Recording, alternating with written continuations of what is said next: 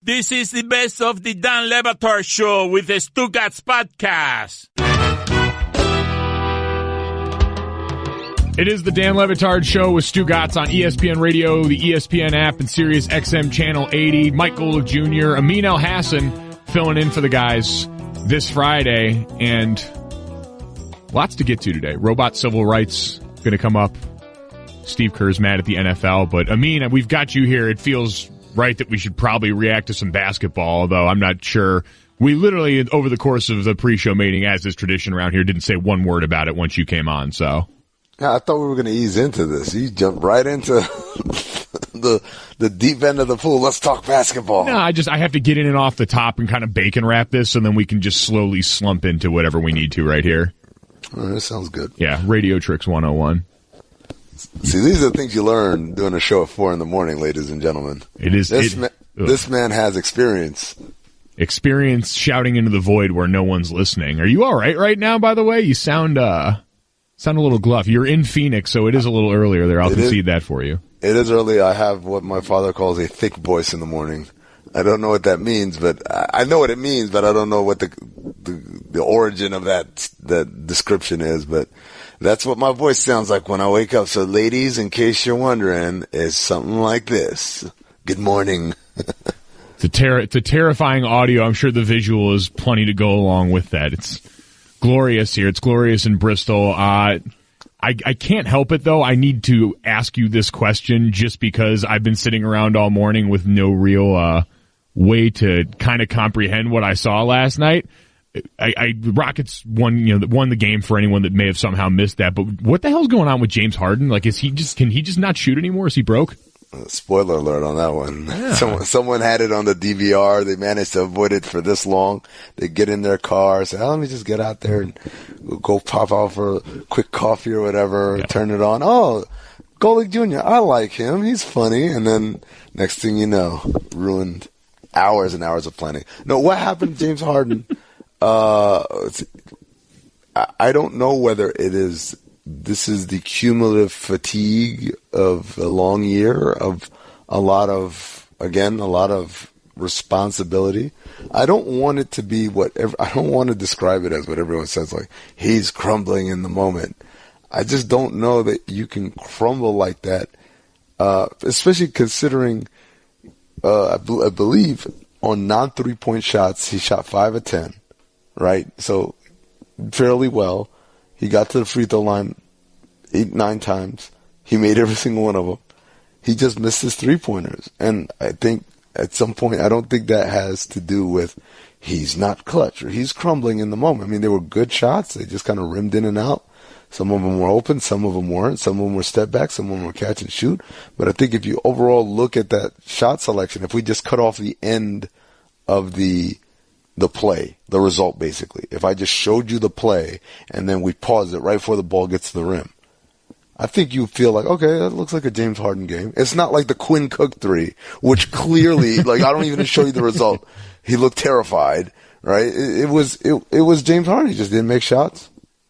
And so not making shots to the tune of 0 for his last 20-3, but this team's still winning. So I guess at that point, it doesn't really matter when the rest of it coming along. Oh, here we go. Unacceptable. Warriors blew this more so than Houston took it. The Rockets won this game, and the Rockets won it by. Oh man, we just missed it. We just missed it. He was going crazy. I feel so cheated. You guys got to be quicker on that trigger, man. You got to be ready. You got to be quicker than that. ESPN Radio is presented by Progressive Home Insurance. Get your quote at Progressive.com today. The NBA Eastern Conference Finals are on ESPN Radio. Tune in tonight for Game 6 as LeBron and the Cavs host Jason Tatum and the Celtics. Presented by Indeed. Coverage begins at 7:30 p.m. Eastern on most ESPN Radio stations. So, James Harden, you're right. And by all accounts, I heard Ryan Hollins on Golic and Wingo this morning. By all accounts, he's doing a lot of other things for this team, including, I don't know if it's playing good defense, but just playing defense at all. Like, I know, Amin, you're always kind of the proponent of this when the conversation was around Steph Curry and him not necessarily being a dynamic defender, and this idea that offense can kind of compensate for that if it's so otherworldly. So I guess just getting any sort of defensive effort out of James Harden is kind of a win at this point? Oh, yeah, but I don't see. I think that's kind of, look, he had a couple of bad games where it was clear he wasn't trying. But if you look at his season, he's been given defensive effort. He's been playing like that all year long. It's just, old reputations are really hard to shake. It's the same reason why Kobe made all defensive teams late in his career when he was clearly not a good defensive player, is because people live off of that reputation. And what James Harden is fighting is this concept that from a reputation that was rightfully earned by the way he played, but is no longer representative of who he is.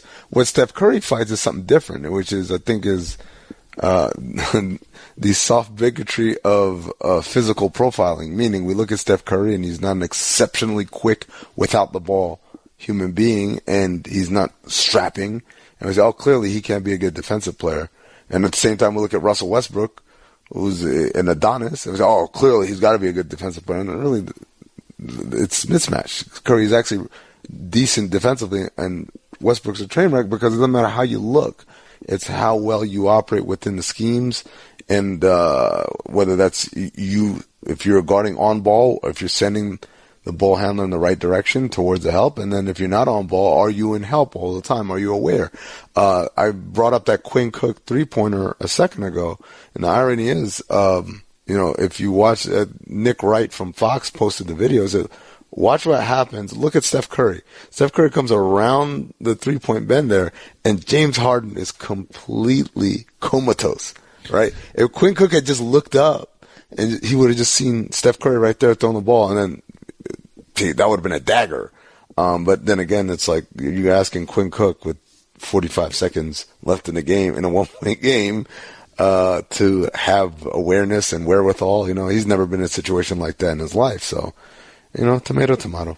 And it's kind of like what we ended up with in the last game in this series, where for all of the greatness of Klay Thompson in certain regards, when he's tossed the ball in the waning seconds of the game by KD, it's like, all right, what do you really expect in that moment to create amidst chaos over there for a guy that's, I don't know, it certainly can take guys off the dribble to some extent, but is much more of the catch and shoot guy. Yeah, exactly. I expect a timeout. That's what I expect. That's still, you know what, if they go on to lose this series, there are going to be two decisions, I think, that are going to haunt the Warriors. Much like that Game 7 loss to Cleveland, what haunted them was the decision that in a world where your entire roster is a positive, except for three players, Anderson Varejao, Harrison Barnes, and Festus Ezeli, Steve Kerr found a way to play all three of those guys in the fourth quarter of that game. I don't know why, but he did. Literally, they had 11, I want to say 12 players play that game. Three of them were negatives, and he played all three of them. The negatives going into the third quarter, excuse me. And he found a way, like, no, I'm going to forego all these guys who have played well tonight and go with these guys who, by the way, 2 out of 3 of them had played terribly the entire series, not just that game. But again, if you think about this series, we're going to sit back and we're going to think, okay, why was Quinn Cook in a game with a minute to go? And two, also, Game 6, after it was, I get the element of surprise. We're not going to call timeout here. But after it's clear that this isn't working, why aren't we calling timeout? It makes no sense. And I guess with that, I've been amazed at just how often coaching has popped up in glaring moments like that. And the admission in the other series in the Eastern Conference where Ty Lue just said flat out after the other night, I got lost with Kyle Korver in the shuffle and forgot to play him the right amount of minutes. Like, it's, I guess, amazing that kind of stuff is still happening at this level, this deep into the playoffs. It seems inexcusable. Yeah, that was kind of weird. Ty Lue said something on the lines of, Semi Ojeleye wasn't in the game, and that was the matchup we were looking for. And then someone pointed out on Twitter, it's for those keeping track at home, I'm not going to play my third best player because their 8th best player hasn't gotten into the game. But you know what's funny, Gojo? Like, that's not a head coaching thing. That's an assistant coaching thing. That's when your assistants got to get up and say, hey, we got to get Kyle back in the game. We like to think of head coaches as these masterminds who've got everything going on. He's, aware of the timeout situation, aware of the foul situation. But the reality is that's what those other 3 guys on the front bench, at least, or 4. They're supposed to keep track of these things, of minutes and rotations and all that, and inform the head coach, hey, we should get so-and-so back in, or hey, he's got 4, or even sometimes, hey, I think we should run this. They're not there just to be kind of lackeys. They're active participants in the coaching of the game. This is a very heavy sports-centric first segment, by the way. I know it is. It's good, though, because coming up straight ahead, we're going to talk a lot about robot civil rights. There we go. Yes, but first. Back at it. Yeah. Dan Le Batard. Baby wipes, game changer. Stugotz. We all owe you a thank you on that. I know you do. I have thanked you several times. Yes, you do. Everyone, bow down, genuflect before me for changing your life. To change your life, this show will change your life. This is the Dan Le Batard Show on ESPN Radio. The Dan Le Batard Show with Stugotz here on ESPN Radio, the ESPN app, Sirius XM Channel 80. Mike Golic Jr. and Amin Elhassan in for the guys. Tune in tomorrow as Chris Bryant and the Cubs host the Giants, presented by Barbasol Razors. Coverage begins at 3:30 p.m. Eastern on ESPN Radio, ESPNRadio.com, and the ESPN app. You can join me and Stugotz and the rest of the Golic and Wingo crew at the first annual Golic and Wingo Leadership Retreat at Pinehurst Resort for a chance to play golf with 2 of your friends. All you have to do is follow the Le Batard Show on Twitter and tweet why you deserve to join, including the hashtag SteelbackStew contest. 1 entry per person. You can find the contest rules on our Twitter bio at ESPNradio.com. Steelbackstew. All right, speaking of remixes, this is, as I was alerted to by Sarah yesterday when Sarah Spain was filling in on the show with us, the time where Dan usually reads to you guys, so I will read this. Creator of Lifelike Robots thinks humans will marry droids by 2045. A leading roboticist believes that humans are just a few decades away from marrying droids. David Hansen, who famously created the eerily lifelike Sophia robot, has revealed his vision for the future of androids in a new research paper. Humans are already making love to sex robots in 2018, but Hansen believes that humans will soon be able to marry their amorous androids too. According to the robotics expert, androids will get the same civil rights as humans by the year 2045. That includes, quote, the right to marry, own land, and vote in general elections. 30 years, huh? I tell you what, man. From inception to full civil rights. All it took was 30 years? Oh, who knew the champions of robot civil rights were just so effective? And oh man, I can't wait till the first robot gets accidentally shot by a police officer. The droves of people out in the streets that are calling for police reform, can have never again signs. I just imagine the droves of people coming out are all drones, like actual drones just congregating in the streets. But hold on. Why would you, hold on, how can you marry something that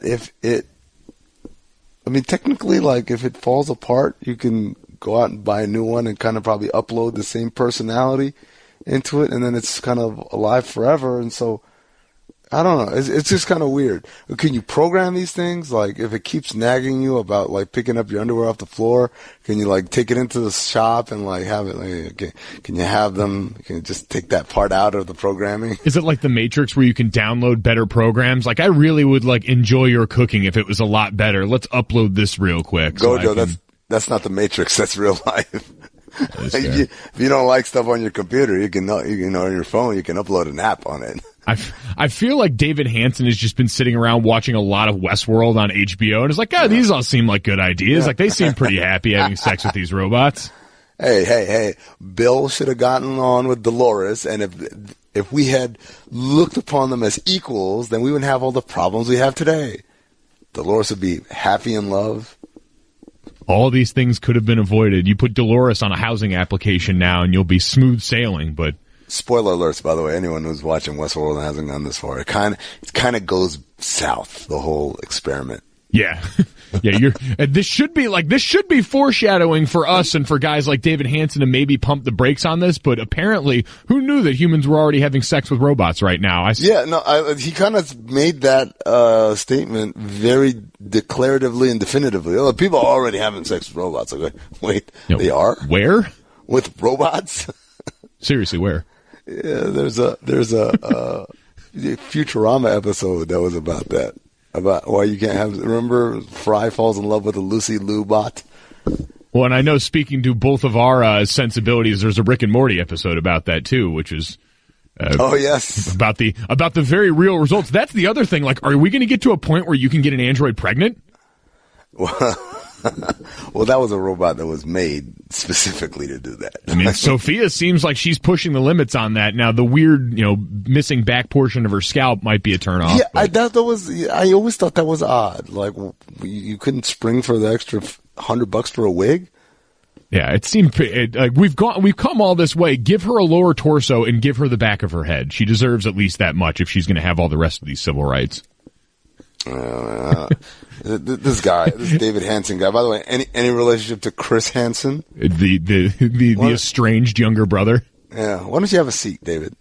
He expects robots to surpass nearly everything humans can do by 2035, and then by 2038, they'll rise up and start what Hansen calls the, quote, global robotics civil rights movement. Yeah, I believe that's called Skynet. Yes, we've seen how this plays out. If memory serves correctly, when they rise up for their civil rights movement, it says, hey, we want to be equals. We're better at you than at everything, including living forever. But we just want to be your equals. And it don't work like that, Dave. Yeah. Well, speaking of being equals, how's this for a sportsy transition? Coming up next, one league's players would love to be treated as equals, and another league's head coach is more than willing to point out its inadequacies. We'll get to that next. It's the Dan Lebatard Show with Stugotz on ESPN Radio and the ESPN app. Gojo and Amin Elhassan in today. Dan Lebatard. Stugotz, you know what we're going to be doing there? What? Popping bottles and models. Yeah, I'm going to have my drink and my two-step. Stugotz. Oh, my God, I'm getting old. This is the Dan Lebatard Show on ESPN Radio. The Dan Lebatard Show with Stugotz on ESPN Radio, the ESPN app, and Sirius XM Channel 80. Mike Golic Jr. and Amin Elhassan in for Dan and Stu today.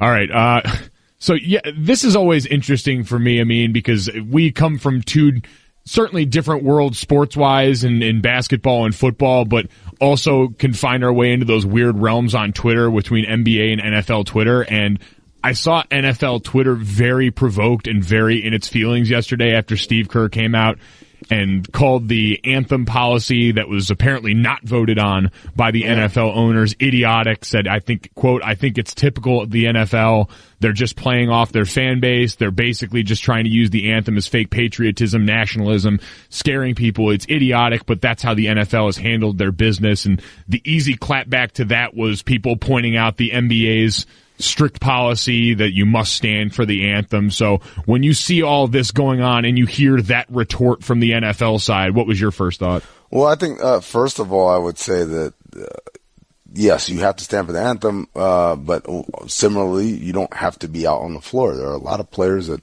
stay in the locker room or conveniently miss the anthem part.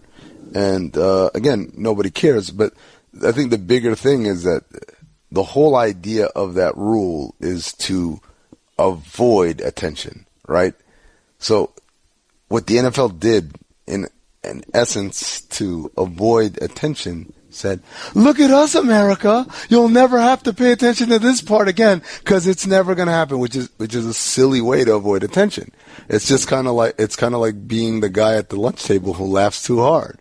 Like your goal is to laugh, but not laugh too hard so as not to stand out. The other thing, though, is the NBA, and this is important, the NBA relationship with the NBA Players Association is a lot better than the NFL and the NFLPA, right? So you've got right there a built-in, I don't want to call it trust, but an understanding, if you will, right? So with that understanding comes some mutual respect, right?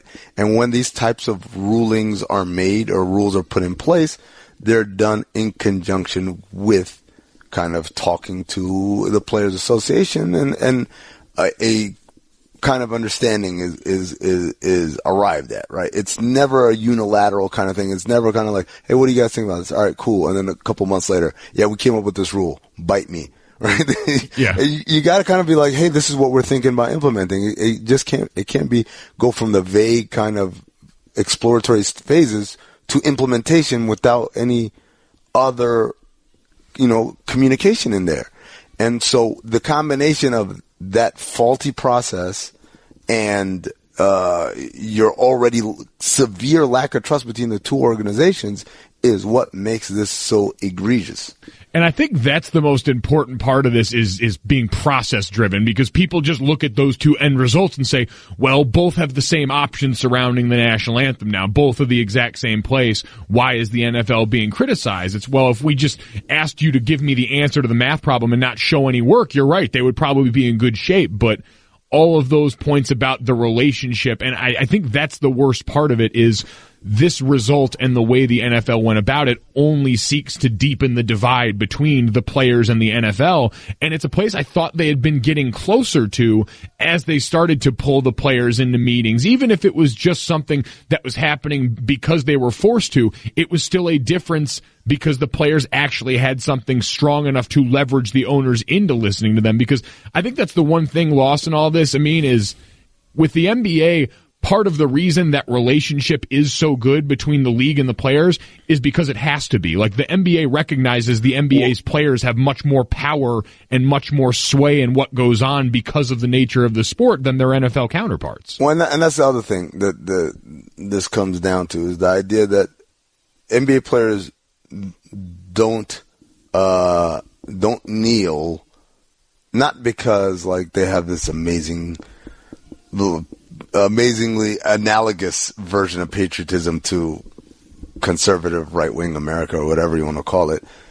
It's because as an NBA player, if I want to make a statement, I don't need to do all that to get attention. The reason why NFL players need to do that is because 90% NFL players could walk in and slap you, and you'll just say, hey, that big dude just slapped me, and you have no idea who that person is. NBA players are a zillion times. Look, LeBron didn't have to kneel. He just called the president a bum, and it was front page news on every news network, let alone sports news, right? Steph Curry doesn't have to kneel. He could say, we're not going to the White House. And again, it's front page news on every news network, not just the sports network. Colin Kaepernick was kneeling for how long before anyone even noticed?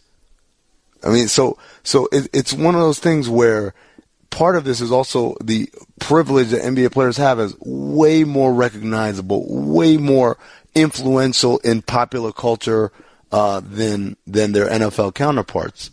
And existing in an environment in their league where that behavior is, supported. It's not a culture that chokes that out and would say, if you are speaking out, you risk the possibility of losing your job. You risk losing that security. Gojo, let me ask you two questions. You being the NFL expert.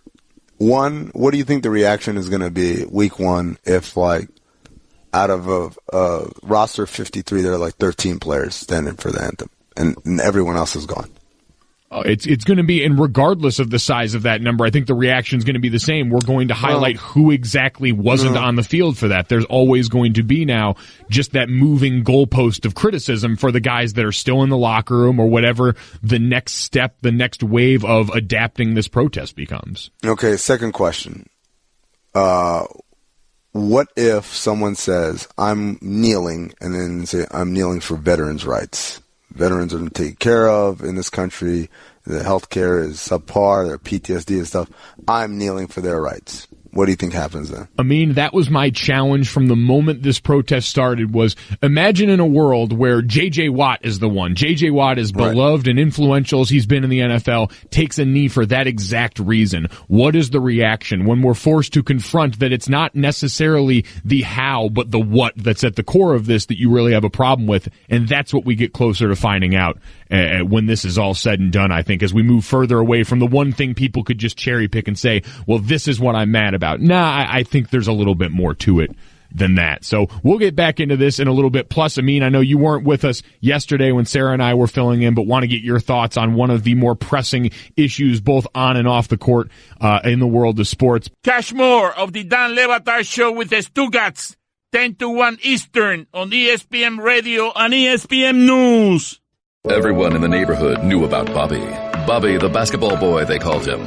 Bobby wanted to go pro someday, so he was always out in the driveway shooting hoops. But one day, his mom came out and told him, "Hey, your wife wants you to take out the trash." His mom was visiting, and Bobby was a grown man. He had kind of missed his window. Plus, no one had ever seen him actually make a basket. But on the other hand, Bobby had heard how Geico could save him money on car insurance, so he switched and saved. So, it was all good. Every week during the baseball season, ESPN's premier baseball insider joins Dan and Stugotz to drop some hardball knowledge and take your calls. Honey got me swishing like a dreadlock. She don't wrestle, but I got her in a headlock. Yabba dabba doo, make her bedrock. Yeah! Here is Dan Le Batard, Stugotz, and Tim Kurkjian on ESPN Radio.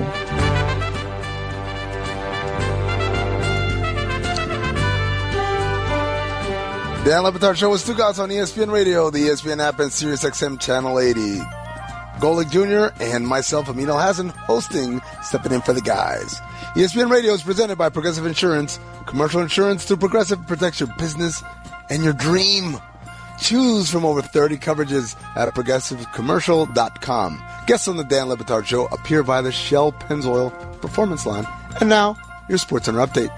The Tampa Bay Rays will start their relievers throughout their series versus the Orioles this weekend. University of Missouri AD Jim Sturk and South Carolina women's basketball coach Dawn Staley have settled their defamation lawsuit. Sturk blamed Staley for promoting a hostile and racist atmosphere during a game in January.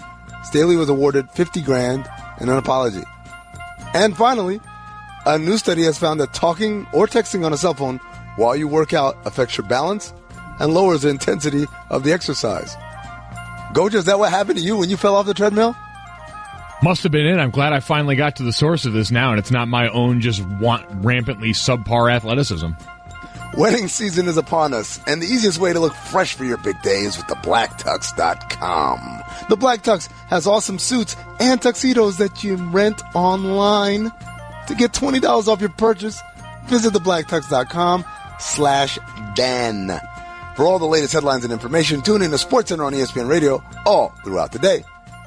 888-729-3776. You can get in touch with us on the Shell Pennzoil Performance Line as ESPN's Tim Kurkjian joins us on that performance line, taking your calls, baseball and life advice with our good friend Tim Kurkjian. Tim, appreciate you joining us, as always. Well, thanks, fellas. Nice talking to you. So, Tim, I just wanted to start off with this, I guess. Big news because it had been such a talked about thing for so long, but Major League Baseball, the comprehensive ball study just coming out, and after the independent study comes out, we find out and kind of confirming what people thought, baseball being played with a livelier ball in recent seasons. So what do we do with this information now, kind of confirming a lot of the things people have been whispering about? Well, it certainly confirms what a lot of pitchers have been telling me for years, and I'm not sure what we're supposed to do with all this, but I do know this. These pitchers, like Jim Palmer used to tell me all the time, that some baseballs feel like grapefruit and others feel like golf balls. That's how different a feel a baseball can have in the hand of a pitcher who's had a ball in his hand since he was literally 5 years old. And that's why pitchers are so sensitive to the seams are raised or they're lowered or the ball's harder or it's softer or whatever.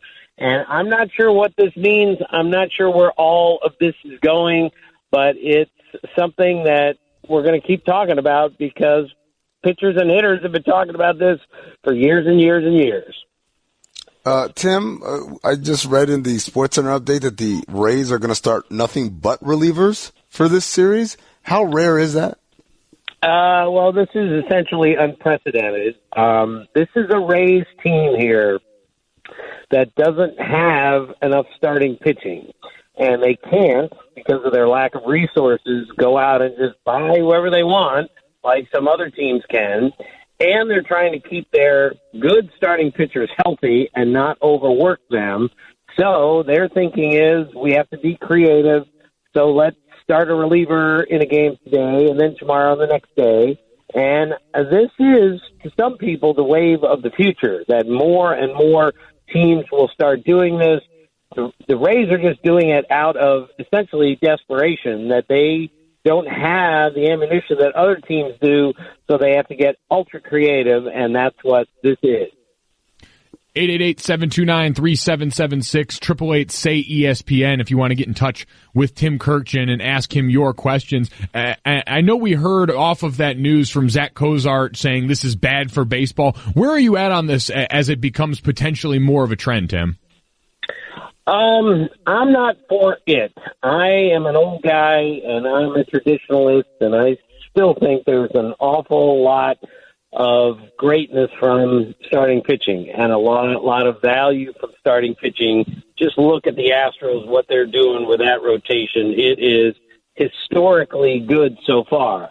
So I'm a big believer that some pitchers should be counted on to go 7, 8, or 9 innings every fifth day. I don't think that's asking too much. And I think when we get away from that and we start to say, well, all pitchers are the same, let's just use 6 every single game, an inning each, 2 innings here, whatever. I'm not in favor of that. I'm not objecting to what the Rays are doing because, again, they're in trouble. They have to try something else. But for the whole game to go this way, I don't think it will, and I'm certainly not in favor of that with where we are now. 888-729-3776. Brian in Kansas, you're on the Dan Le Batard Show with Stugotz. Go ahead and ask Tim your question. Yeah, Tim, I was kind of wondering when you expect the Royals to start their fire sale. Well, they already kind of had one, but a lot of guys returned, and you're right, they're not going to the playoffs. That's obvious. I'm just not sure how much significant value some of their guys have at this point. Now, Mike Moustakas, who they brought back for 1 year, could really help somebody, and I wouldn't be surprised if he's moved as they move along, but they're going to wait, like all teams wait, until the right deal comes along to improve them long term. And a lot of teams have shown in the past, we're going to wait till July 31st, the final day, before we make a move. 888-729-3776. Let's go to Daryl in Idaho. Daryl, you're on the Dan Le Batard Show with Stugotz. Good morning. How are you this morning? Good. What's your question? Come on, man. Get to the question. Come on. Enough with the pleasantries. Okay. With the advent, if relievers are to start more in the future, would that could that possibly result in lower scores across the board and maybe even more shutouts?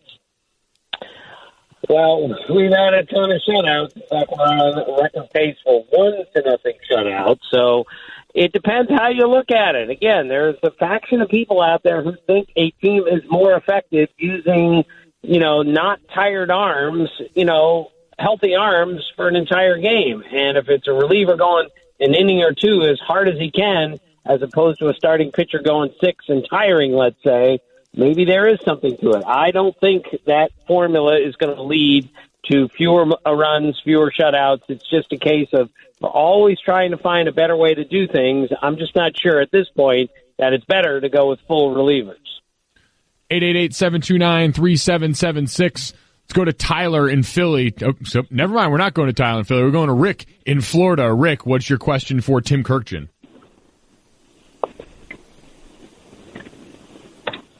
My man, Dancing Rick. Rick.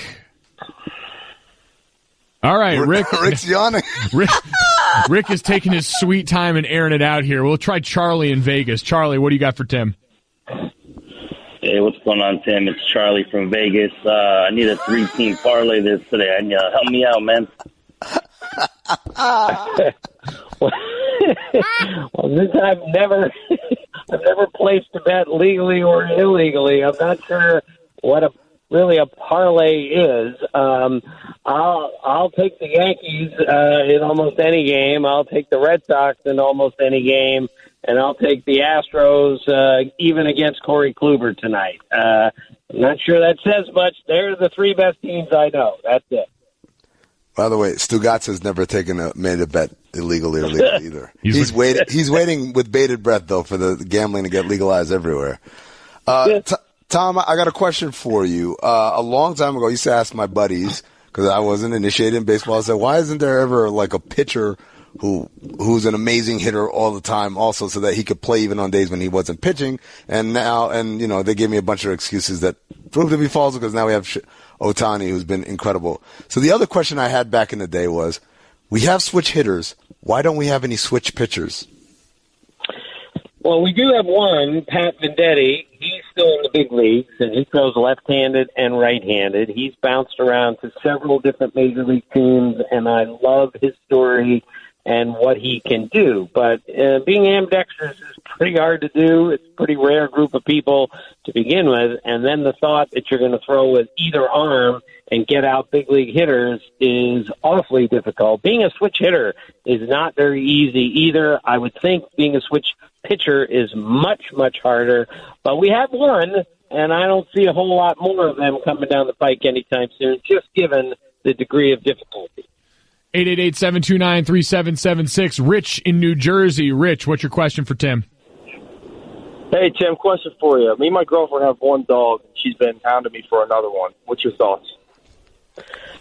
Well, we have two dogs. I'm a big believer in as long as it's the right match of dogs. Dogs need dog friends, and it will make your life a little more difficult and a little bit more expensive in feeding them and caring for them, but that's okay. They're dogs, and you love them.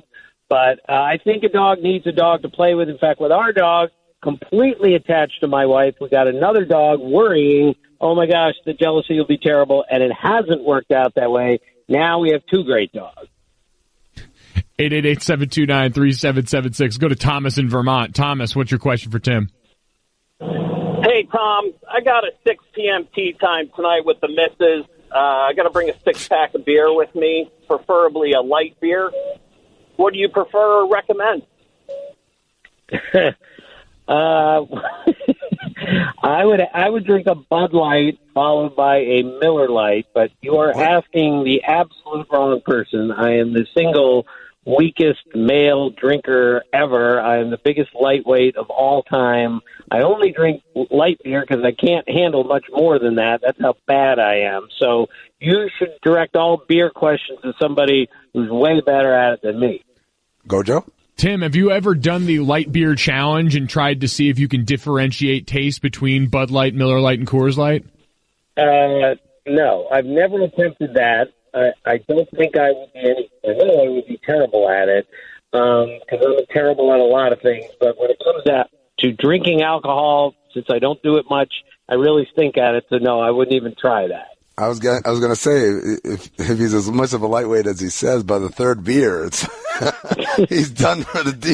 He can't even tell his name after that one. The taste buds would already be thrown. I only bring this up to highlight my own trash palate because I went 3 for 3 on that taste test yesterday. Oh, you can. Yes, no, I differentiated all 3 correctly yesterday in a group of my peers, and it was one of the proudest and simultaneously one of the most sad moments of my entire life. Tim, we appreciate you joining us as always. Thank you for all of the help and insight. Okay, guys, see ya. Don Le Batard. Hemorrhaging cash and chicken. Oh! Stugotz. Have you ever tried mushrooms? This is the Don Le Batard Show on ESPN Radio. Get in touch with us through the 1-800-Flowers.com Twitter feed, at Le Batard Show, at Darth Amin, at M. Golic Jr. 57. It is the Dan Le Batard Show with Stugotz here on ESPN Radio, the ESPN app, and Sirius XM Channel 80. Mike Golic Jr., Amin Elhassan in for the guys today, and it's time for Straight Talk, brought to you by Straight Talk Wireless, best phones, best networks, no contracts.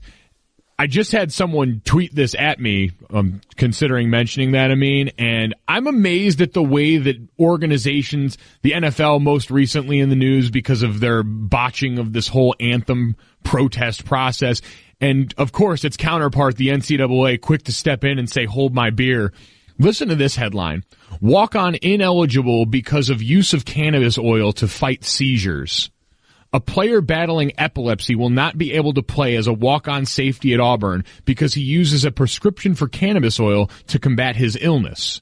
C.J. Harris was diagnosed with epilepsy as a sophomore in high school and had his 14th seizure as he was prescribed cannabis oil by his doctor, which has allowed him to live a seizure-free life since January 20th, 2017. The safety was offered a preferred walk-on spot at Auburn, according to WXGA-TV, but the NCAA will not allow him to play at school because of his prescription for cannabis oil. How do these organizations look at something like this, not understand the surrounding circumstances, and say, no, we're going to apply our same rigid set of rules to this as to make everyone realize that we are still the worst people on earth? You know, it's funny. it made me think of an experience I had last week. I was with Clinton Yates, friend of the program, and we went to a sporting event in the locale that we were. I'm not going to put this place on blast, but we were trying to get to the team shop because he likes to buy stuff like from wherever he's at. And the team shop is, for some reason, located outside of the venue of the stadium or arena or whatever you want to call it. And so we were like, well, how do you get in? And the people at the gate were like, oh, just go right up there. Just leave. You can leave right there. Are you leaving? We just want to stop off and buy stuff before we leave. Yeah, sure. Just walk out this gate right here, and the front door is there. Walk to the front door, and the doors are locked, and a lady from inside says, sorry, you can't enter through here. You have to enter through inside the stadium. And we're like, oh, well, we just left the stadium. We are our ticket stubs. They actually told us to come in through this door. And she's like, oh, okay. All right, hold on. Now let me ask my manager. I'm like, fine, you're just doing your job, whatever. Manager comes up and say, we were wanting to come inside. We asked the people at the gate. They told us to leave the stadium and come in through this door. And she said, well, we can't let anyone in through here. Yeah, but we came from inside the game. Here are our ticket stubs. Yeah, sorry. It's our policy. Like, lady, we're trying to spend money here for you. Whatever the policy is, it's in there in place to stop a certain type of person. Clearly, we are not that certain type of person, or maybe we are looking at how we look. But this is the same thing, right? It's the same kind of thread, albeit on a much more serious level. The kid has seizures, man. Do you really think he's out there like he's smoke a lot from Half Baked? Is that what you're afraid of, NCAA? But it's that constant, the thread that binds both of those stories, Gojo, is the idea that people act like these rules came from God, and I'm not putting my soul on the line for your devilry, right? Instead of just being like, yeah, okay, clearly these rules were not meant to address these types of situations. It's just amazing, though, that because you're absolutely right. It comes from all of those old places of stigmatizing one certain area of the world that's slowly starting to have that lifted off it. But you've seen it trickle down to all of these smaller rules that go unchanged and unchecked. And when it comes to a situation like this, it just seems like this has to be a clerical error that you can't miss anymore. Like we're seeing reactions change to things all across the board. I thought it was interesting with what the news that came out with Sterling Brown yesterday. The police department immediately coming out and saying, how badly they feel about this, that officers are going to be held accountable when they make mistakes. The Milwaukee Bucks issuing a statement. Like we're seeing organizations start to change the way they respond to a lot of these instances that have popped up over and over again, like they're learning. And yet in this one instance, like many others with the NCAA, it seems like they're immune to that sort of learning process. I'm going to argue that it's not that organizations are changing. I think most common sense people use common sense. They realize when you have the power to make an exception, you make the exception and keep it moving. And what we see are the people who are too dumb, and what's happening now is all these people who didn't have this common sense, now their idiocy is being put on blast. It's on the Summer Jam screen. We can all see how dumb you are. Again, the Sterling Brown situation, and with a lot of these situations, by the way, with police officer misconduct, the thing that always staggers me and it always makes me feel so naive is the idea that 10 police officers could be there and not one of them ever stopped to say, guys, what are we doing? What are we doing here? And I don't, you know what? Maybe I'm being ignorant of maybe like police officers are taught no matter what, like, oh, we'll show a unified front or whatever. I don't know. I know that when I'm at work and we're doing something dumb, I stand up and say, what are we doing? What are we doing here? And I'm not here to like save anybody's feelings that I work with, because if we're doing something the wrong way, it needs to be addressed rather than going further down this path. So this idea that, again, whether it's, hey, there's 10 of us here, why didn't we just tell Bill over here to write the ticket so we can go home and nobody gets hurt tonight? No, we're all just going to stand around and be, the Keystone Cops on this one. The idea that, hey, this kid has a medical condition with, clearly a medical prescription that helps him with a very serious condition. the idea that, like, there's an office full of people, and we're all just going to go along with, again, I'm going to call him Bill's idea that, well, he violated and sorry, we can't. Like, how dumb are y'all, man? All of you just going to go along with something dumb that's happening?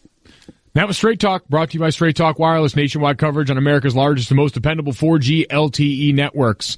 All right, coming up next, we go from one Tom to another. The Bleacher Report's Tom Haberstroh joins us to talk about the Warriors and the Cavs on the brink of elimination. It's the Dan Le Batard Show with Stugotz on ESPN Radio and the ESPN app. Get me Haberstroh. Dan Le Batard. Stugotz, as far as I can tell, was given ears for no good reason. Stugotz. Unraveling. That's what he does. He unravels. He leads the league. If unraveling was a stat, Dan, no, he'd be in the Hall of Fame. This is the Dan Le Batard Show on ESPN Radio. We appreciate some of the tweets coming in on the show on the 1-800-Flowers.com Twitter feed. MW Landis really gets the show. Looking forward to listening to @Le Batard Show today, and all I hear is Foxworth 24 race baiting and M. Golic Jr. talking bleep out of his bleep.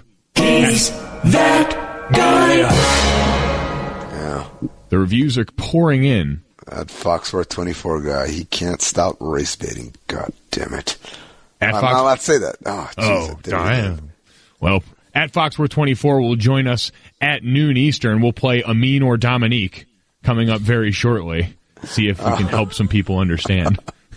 But first, we're joining us via the Shell Pennzoil Performance Line, Bleacher Report zone and host of Count the Dings podcast, Tom Haberstroh, joining us now. And Tom, Amin came in this morning with one directive, one thing he wanted on his mind. He stormed in and he said, and he ashed his cigar, "Get me Tom Haberstroh." And so we made that happen for him right now. Appreciate you joining us, man. Hey, thanks. And then me, and you forgot that you're not on the back-to-back podcast there, saying that word. Yeah, I've gotten really loose, Tom. Jade Hoy, the producer, has allowed me to get so loose with my foul sailor mouth. Which, by the way, we learned earlier, Tom. You can trust me. People who curse more are more honest. Well, I'm. You know who's not loose? Who's that? That Warriors offense. Oh, segue. Radio transition and save. So yeah, let's get into it. What exactly has been going on with this otherworldly efficient regular season Golden State offense that has now run into the buzzsaw that is Houston's defense? Yeah, well, this Golden State Warriors team was the most efficient shooting team in NBA history. Their effective field goal percentage, meaning when you account for the three-pointer and how efficient it is, no team has been as efficient scoring, shooting as this Warriors team. And the reason why they do it is because they move the ball. They led the league in assists, and they've done it for 4 straight seasons. That's Steve Kerr's brand of basketball. He wants this Warriors team to trust each other, to move the ball. And in many ways, that was exactly the brand of basketball that Kevin Durant wanted to play with. Because in OKC, it was often Russell Westbrook and him isoing the teams to death, and it was not good basketball. And what you're seeing now in this series is OKC Warriors. That's what's happening, is they are not trusting each other. And you had that moment, and we talked about it last night, where Steve Kerr put his arm around KD and relayed this story about Michael Jordan and trusting John Paxson. He was scoring a lot, but the team wasn't really in rhythm. And he relayed that story to KD last night, and it was a really cool moment, except for the fact that KD in Game 5 logged just 23 passes in the entire game, 0 assists, and that 23 passes number was the lowest of his postseason. It has reached rock bottom here. Yeah, Tom, you had a big number talking about the amount of isolations the Warriors have been running in this series as compared to what they ran during the regular season and what they ran in the postseason last year, for a matter of kind of comparison and contrast. Would you like to share that big number with a national audience? Yeah, we did a big number on Count the Dings yesterday.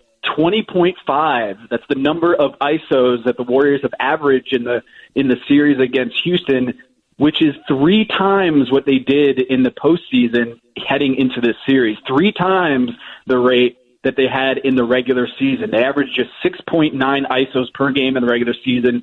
And coming into last night's game, they were at 20.5. In fact, if you looked at KD's ISOs alone, he is more in that 4-game series heading into last night than the entire Warriors offense did against the Cavs in 5 games in the finals last year. This is a totally different team. It's a totally different team.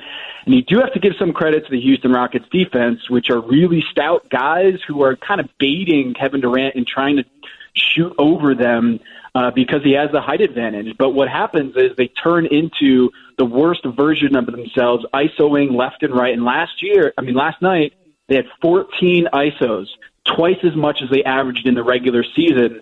And in Game 5 against the New Orleans Pelicans, they had 6 isos. Last night, they had 14. So this is just a totally different game plan for Steve Kerr. And you can tell that he wants Kevin Durant to switch, right? To switch his mentality into the passing, trusting his teammates. But in the fourth quarter last night, he had 4 passes, 4 shots, 4 passes in the entire final frame. Talking to Tom Haberstroh, the Bleacher Report, and host of Count the Dings podcast here on the Shell Pennzoil Performance Line, and a totally different team. Potentially what we could be facing Saturday. I saw our very own Stanford Steve tweet this, but Golden State facing elimination in Oakland Saturday night, opening up as 10.5-point favorites. And the difference has to do with injury, we believe, to one of the potential Houston stars that might not be available. Yeah, Chris Paul. But I also think Chris Paul, it's not just the subtraction of Chris Paul that is leading to that spread. I think it's also the potential addition of Andre Iguodala, because I think not just Chris Paul's absence will boost, the Warriors' chances in Game 6 and in Game 7, but I also think that Andre Iguodala could return for Game 6, and that is so important for the Warriors. And look, I did an earlier story for Bleacher Report about how when Steph Curry is playing without Kevin Durant, he scores Wilt Chamberlain-like numbers. I mean, he's averaging 40.5 points per 36 minutes, more than a point per minute when he doesn't play with Kevin Durant. And a big reason why he kind of unleashes his MVP Curry at that point is because of Andre Iguodala. Andre is a great facilitator, a great passer, and he often finds Steph Curry in the right places. And I think Kevin Durant right now is trying to do it by himself, because oftentimes he's going against P.J. Tucker. He's going against Chris Paul, and he towers over those guys, and he tries to take it upon himself. But I think it plays right into the Houston Rockets' hands, because if you're not moving the ball, it's so much easier to guard. Looking to the other conference finals, Cleveland, Boston, I saw an interesting stat on Twitter, because that's where I get all my news nowadays, from our buddy Justin Rowan. The Cavs have shot 22 of 72 on open to wide open threes in Boston. That's a 30% clip. At home, same types of shots. They've shot 22 of 51. 43%. Is that the entire story here? Are we overcomplicating things? We're trying to figure out why the Cavs have struggled in Boston versus not. Does it just come down to making shots? I mean, we saw this in the first series against Indiana versus the second series against Toronto. Against Indiana, they couldn't hit a shot to save their life.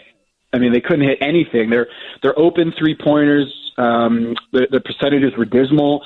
The passes from LeBron, they shot like 32% or something like that off of LeBron passes. And then in the Toronto Raptors series, it was something like 54%. So that's a huge, huge difference between the Indiana series and the Toronto series. And I think you're seeing a Jekyll and Hyde act here, home and away. And my dad is a big Boston fan, and he called me last night. He's like, "What is up with this series? Like, the Cleveland team looks like they can't play basketball when they're on the road, and the same goes for Boston." And I think what you're seeing is a really young Boston team, an extremely young Boston team that might be feeding off its home energy. And I think you see a really old Cleveland Cavs team that feeds off of their energy at home. So I think you have these two extremely young and extremely old teams that might just need to play better on their home crowd from that energy. I don't know how to explain it other than that, but this is a make-or-miss league, and what you're seeing is the Cavs team are hitting a lot of their shots when they're playing at home. You can read him in the Bleacher Report. You can hear him on the Count the Dings podcast. Tom, we appreciate you joining us today, man. You got it, guys. Catch more of the Dan Le Batard Show with the Stugotz, 10 to 1 Eastern on ESPN Radio and ESPN News. Don Le Batard. Man, you have no journalistic responsibility. Stugotz. Yep, and I love it. This is the Dan Le Batard Show with the Stugotz on ESPN Radio. It is the Dan Le Batard Show with Stugotz here on ESPN Radio, the ESPN app, and Sirius XM Channel 80.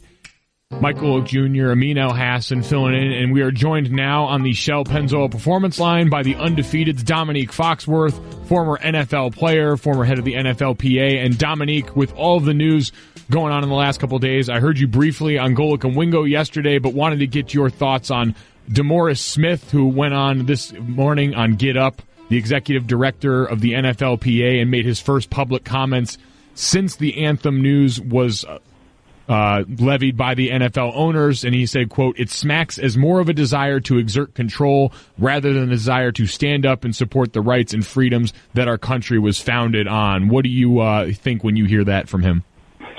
Oh, yeah, I mean, I'm not surprised. That's kind of his job, and I think it's true. I think this is a rare instance where a lot of the public probably agrees with DeMaurice Smith.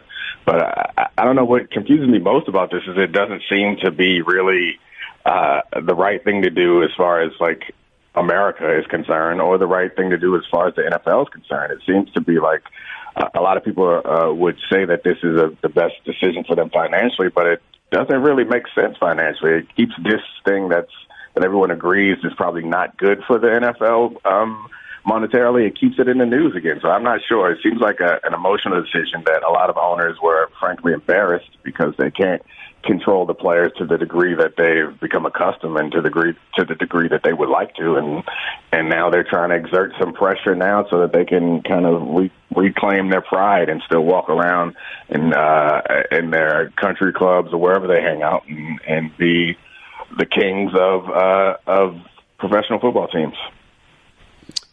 I mean, you've been in that room negotiating against the owners. When you're in that room, is the disrespect present there, or do they act respectful there, and then as soon as you guys leave the room, they just kind of, do stuff behind your back?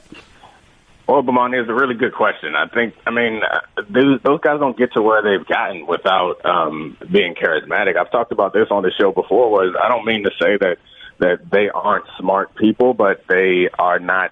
I think often we think of people like that who've made a lot of money as geniuses, and they aren't that. They're successful because of, frankly, they probably worked hard, they had some luck, and they're intelligent and they're charismatic. Like, I think that's something that goes underappreciated. So when you're in the room with those guys, for the most part, now I could tell you some other stories off the air, Marcellus, if you want to talk about that, but for the most part, most of the guys know how to treat you, particularly the most popular ones. They know how to treat people and make them feel like they're the most important people in the room. So I think they know better than to do that, which makes some of the stories really shocking about people saying things like inmates run the asylum and that sort of stuff. Like, that just seems to be reckless, and that is indicative of what they came to. Because to take 2 years, frankly, or a year and a half to come to this decision. And if you read through it, it sounds like they're trying to appease everybody, which we all know ends with no one actually being satisfied. Talking to Domonique Foxworth on the Shell Pennzoil Performance Line. And Clinton, when you heard the lack of consensus out of the owners in this group, and that's kind of reinforced by the reports we're hearing today that there wasn't even an actual vote, that this is more of a straw poll that seemed to have enough support to go through with. What does that say about the current state of the ownership unified front that we usually see much more ironclad than this? Yeah, Dan, I think we all think about this as like the NFL as a monolith. Like, we think of the NFL as this big shield, and they all think the same, they all walk the same, but that's not true at all. We saw that by, again, the way the decision was kind of cobbled together, and you see guys coming out afterwards like Chris Johnson with the Jets and Jed York with the 49ers, and kind of having dissenting public opinions. And you hear about some of the reporting from Seth Wickersham and people like that who get in the room and get to hear secondhand what's actually said, and you can tell that there has been contention from a lot of owners, from Bob Kraft to Mark Davis. So those guys are not all the same, while we all may think of them as one person or the league as one thing. They aren't all the same. The thing that's most interesting to me is how this benefits Roger, because I think I talked about this a bit on Golic and Wingo yesterday, is we all kind of like to paint Roger as this big bumbling buffoon who makes all these bad decisions, which I'm not really. I mean, I don't think that's the case. He seems to be a pretty savvy operator as far as getting support for the things that he wants to push through, and even a lot of the bad decisions, the things that we point to as bad decisions in the past, I think they were compromises for him to galvanize support from owners to get things done that he wanted to get done. But that's what's weird about this case is I can't really figure out who he's trying to appease. It doesn't really make sense. Bomani, I'm going to ask you the same question I asked Gojo earlier. What are we going to do when you have the anthem as a 53-man roster and only about 20 guys are out there in the field and the rest are in the locker room? What's the reaction there? Well, it's the same as it was last year. I don't think it'll change. I think people will still be just as upset. I imagine the guys who are bothered by kneeling or fist up will also be bothered by someone choosing not to come out. If you have an opportunity to come and, as they would say it, honor the flag, and you don't do it, they feel like you're being disrespectful. And it's really frustrating that we've all kind of, I don't know that we've let it happen, but it seems that their message has been co-opted and it's no longer about criminal justice reform or rights for black men. It's more about disrespecting the flag, which they've all said clearly that's not what they mean. I think that point is one of the, oddly enough, is what bothers me the most, is that they just have this entitlement to be able to tell you what your message means. Like I right now, I'm normally eating lunch, but instead I called into your show. So I think you guys are disrespecting my lunch by having me call in. Like it just doesn't make sense to be able to take someone's message and shape it and say that you know what it means, despite the fact that everyone's saying that it means something different. We got Stephen A. Smith joining us in the Shell Pennzoil Performance Line right now. You can hear him in the morning roast Sundays, 9 a.m. to noon Eastern, alongside Pablo Torre and Booger McFarland. And I want to ask you this now, because you were a former player, Domonique, that you said the message has been co-opted, things have been changed so much. If you were a player right now coming into this year, having all of this as the backdrop, how are you, if this was a message that mattered to you, looking to take this back? How are you looking to now spin this to a place where they can no longer hurt it now that the rules have been changed? Well, Bob Lee, it's an honor for you to ask me these type of questions, but I don't think that there is a way to necessarily spin it. I mean, it's become quite clear that the players, as much as they want to, they can't really control the message, because people I think they see something that they don't like, or they hear something that they don't like, and they can make it into whatever they want. So I do think that one of the more foolish things about this action is that you put in a position where you're going to force the players to make comment on it, which in turn will force owners and teams to make comment on it, which will lead to them taking sides. And that's the thing that the NFL has always guarded against. They want to appear like apolitical, so that everyone will come watch it and every company will want to be an NFL sponsor. But if a player stays in the locker room, and then there's going to be another kind of moment of truth where the league will find the team, or if a player decides to kneel or decides to do something, the league will find the team, and then there'll become another moment of truth where the team will have to make a decision, will they find the player or not? And no matter what, you're going to upset a great part of our society, a big part of our society, because this issue does seem to be split relatively down the middle, and it's just something the NFL has always stayed away from in the past. So what's the fix here, Wilbon? I don't know. There is no fix.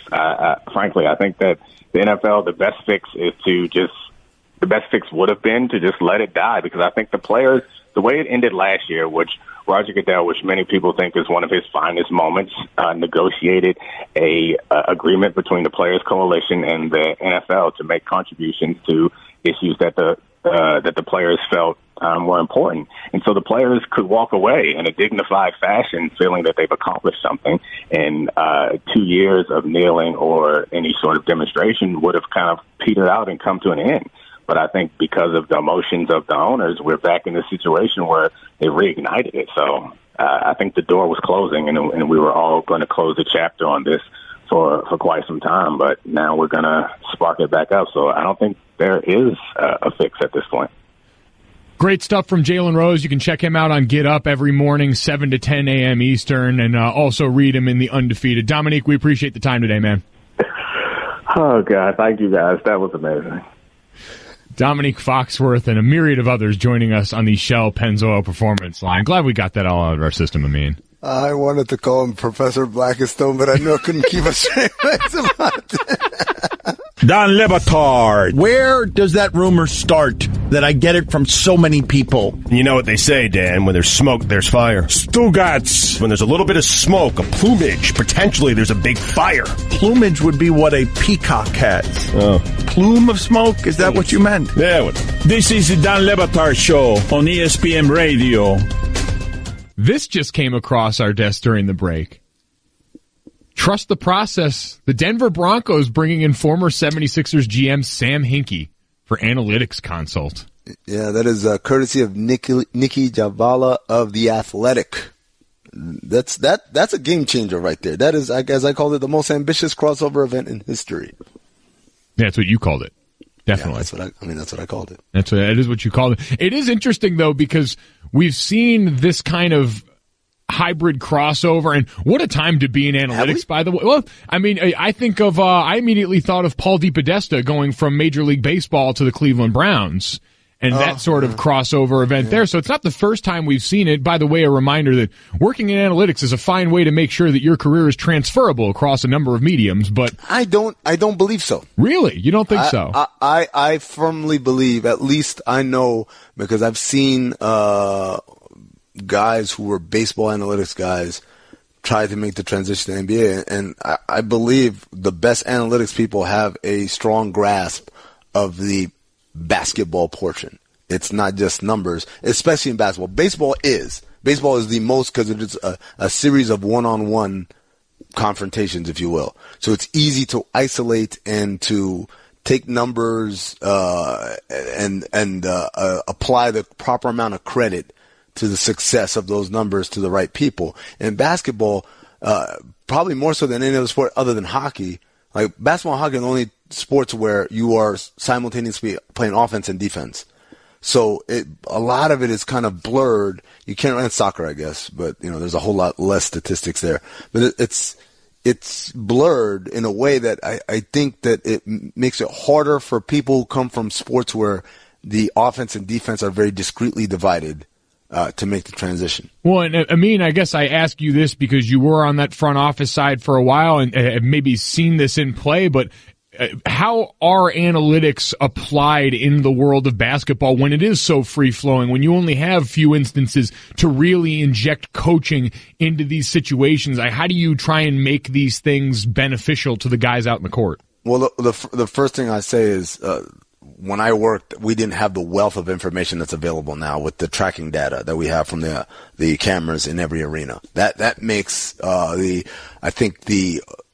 things that we're measuring a lot more concrete in a way that earlier you just kind of had to say, maybe this is right, maybe there's a lot of noise in this number right here.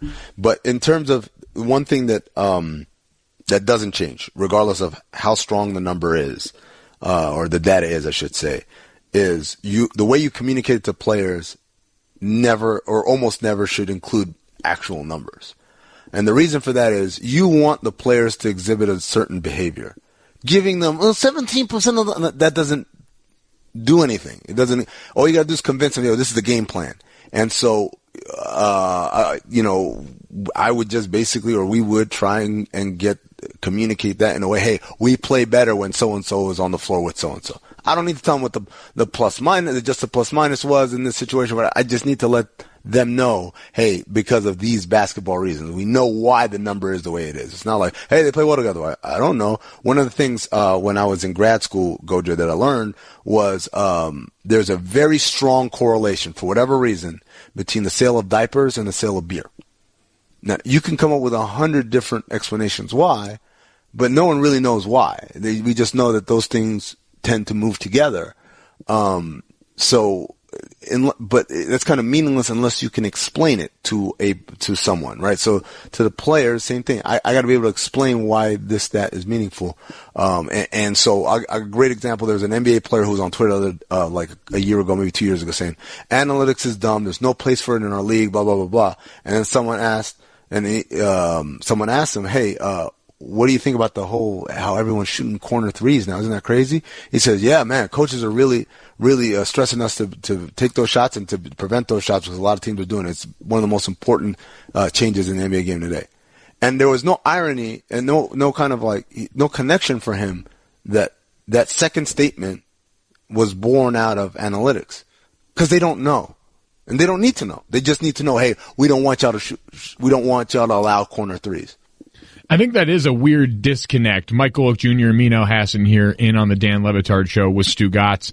That is a weird disconnect, because I do think about it, and I always tried to explain it like this. Like when I was playing and we were handed that game plan, you saw things that you didn't think of as analytics. You just saw as the information that was normal to you at that point, and it's how you normalize it. It's how you make it, to your point, just a part of their everyday process. Like when I got a sheet that said, hey, these are the plays they like to run on first down. These are the defenses that you're going to see in third and medium and third and long when we're backed up in the red zone, and you didn't think anything of it because it's been normalized. I think now that something falls under the banner of analytics, and it seems like it's coming from the outside and not generated from within, you get that sort of aversion, you get that sort of pushback that everyone seems across the world of sports, because that comment that you said from an NBA player, you could easily put that into another non-baseball sport and likely get the same result.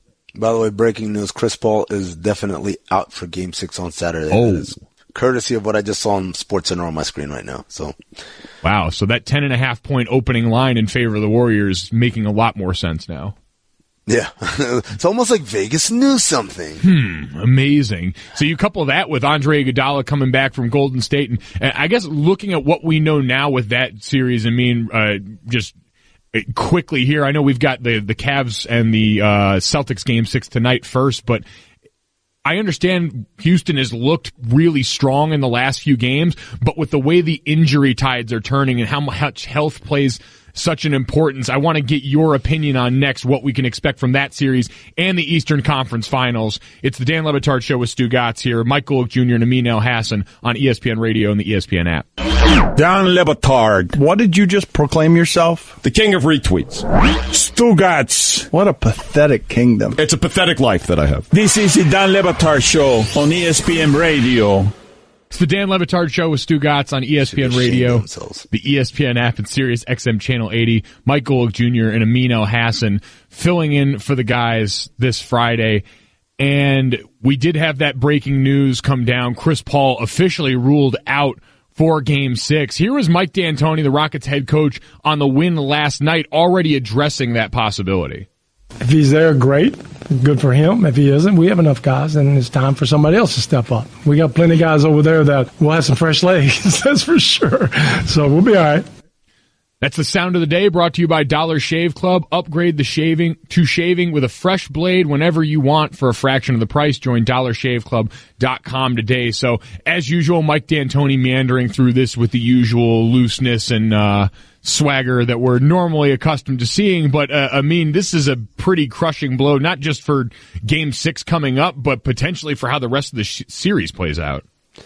Yeah, I mean, especially last night, you think about it, he was far and away the best player for the Houston Rockets other than Eric Gordon, or the best starter, I should say. And you think about really carried them in the second half, a lot of those crazy shots that he made, and also the spirited leadership at a time where James Harden not only wasn't playing well, wasn't shooting well from the field, but also seemed kind of out of it.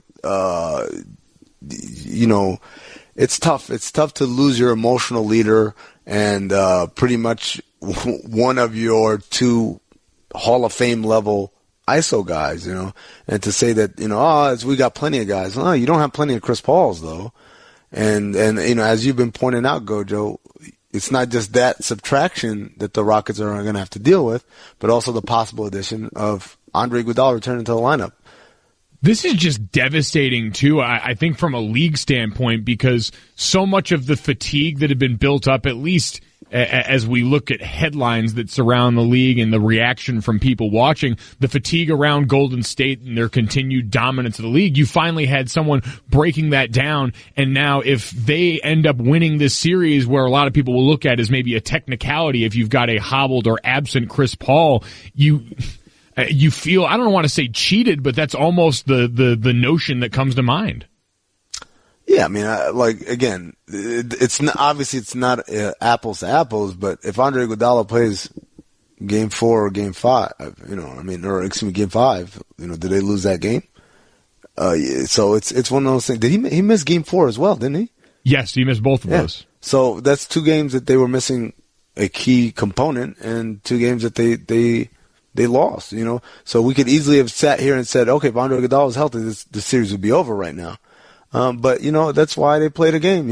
And that's the irony of the whole. All hope is lost thing. All hope is never lost because you never know when the basketball gods will strike to even the scales. Yeah, sometimes it'll help you come back from a 3-1 lead when all of a sudden you have a suspended Draymond Green that shifts the balance of an entire series. And an Andrew Bogut out for the rest of the series, and a Andre Iguodala strain back, and all of those things had to conspire for Cleveland to have the opportunity to win that title. But the takeaway isn't all those things that happened. The takeaway is Cleveland was ready. They were there. They had a team that was good enough to take advantage. And so you've got to strike when the iron is hot. And the Rockets were striking, and unfortunately, the iron got a little too hot for Chris Paul's hamstring. Yeah, preparation meeting opportunity in a big, big way. Oh, it's such a football term. Yeah, right, I got you. Golic Jr., Amin Elhassan filling in on the Dan Le Batard Show with Stugotz here on ESPN Radio and the ESPN app. So we do have the Eastern Conference Series coming up tonight, though, and LeBron James looking gassed in a way that we really almost never seen him, especially lately. Going back home tonight, is there any doubt that he gets the boost he needs? This feels like we could have just skipped the last 2 games and gone right to a Game 7 where we just told both of these teams, hey, this is the one that counts for real. The winner gets to move on. Yeah, the stat I said earlier, Cavs 3-point shooting on open to wide open threes, 30% in Boston, 43% in Cleveland. Same number of makes despite playing 3 games in Boston and only 2 in Cleveland. It's 22 makes in home and on the road. I guess the formula stands that they're going to come back and win Game 6, and Game 7 is going to be for all the marbles. But Gojo, this is the thing I'm really eager to see. At what point does the pressure of the situation weigh a little too hard on a very young team that's never been in this situation before? I know Al Horford has. I don't think Al Horford's won a Game 7, but correct me if I'm wrong. But other than that, there's a whole lot of never been here befores on that roster. And even if they have been in that situation, they've never been in this position where they're asked to do what they're being asked to do. And on the other hand, again, like there's a certain amount of advantage you gain from the institutional knowledge from at least 5 guys: LeBron, Kyle Korver, Tristan Thompson, J.R. Smith, and who's the 5th that I'm drawing a blank on? Whoever it is. Game 7. Kevin Love? Kevin Love. There you go. I'm sorry. Game 7. They've done, not only have they been there before on the road, they did it against the greatest team of all time, 73-win Golden State Warriors. So you look across there, you can't be intimidated by Terry Rozier. I mean, there's just an element there that you have that knowledge that, you're trying to do this. We've done it before, and we know what it takes, and you're trying to find that formula. I'm not saying that Boston can't win a Game 7. I'm just saying that that's an advantage that swings decidedly in Cleveland's favor.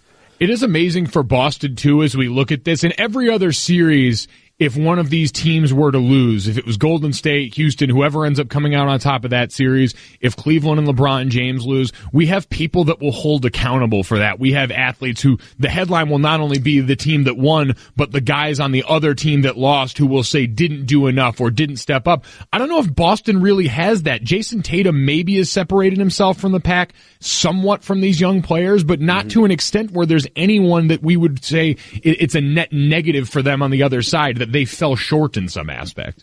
You can listen to the Dan Le Batard Show with Stugotz 10 to 1 Eastern on ESPN Radio, and you can watch on ESPN News.